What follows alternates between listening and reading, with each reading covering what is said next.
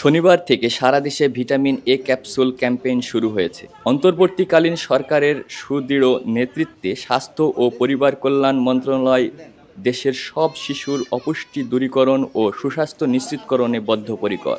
সেই লক্ষ্যে শনিবার সারা দেশে ৬ থেকে ৫৯ মাস বয়সী প্রায় ২,২৬,০০,০০০ শিশুকে ১,২০,০০০ স্থায়ী ইপিআই কেন্দ্রের মাধ্যমে ভিটামিন এ ক্যাপসুল খাওয়ানো হচ্ছে।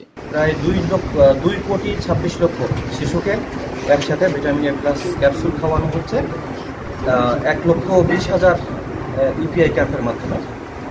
তো আমরা জানি যে ভিটামিন এ প্লাস ক্যাপসুলটা রাতকানা রোগ প্রতিরোধ সহ শিশুর মৃত্যুহার প্রায় ১/৪ কমিয়ে নিয়ে আসে। আমি অনুরোধ করব এই অঞ্চলে যাদের শিশুর বয়স ৬ মাস থেকে ৫৯ মাসের মধ্যে তাদেরকে নিকটস্থ টিকা কেন্দ্রে নিয়ে এসে এই এ প্লাস ক্যাপসুল খাওয়ানোর জন্য।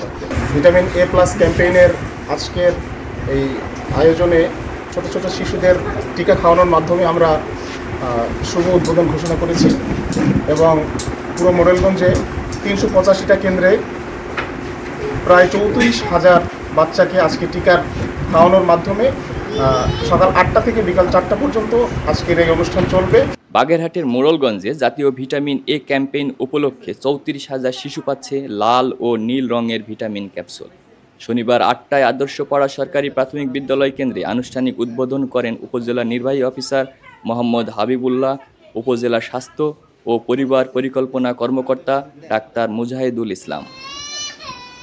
তরিকুল ইসলাম, দৃষ্টি 24।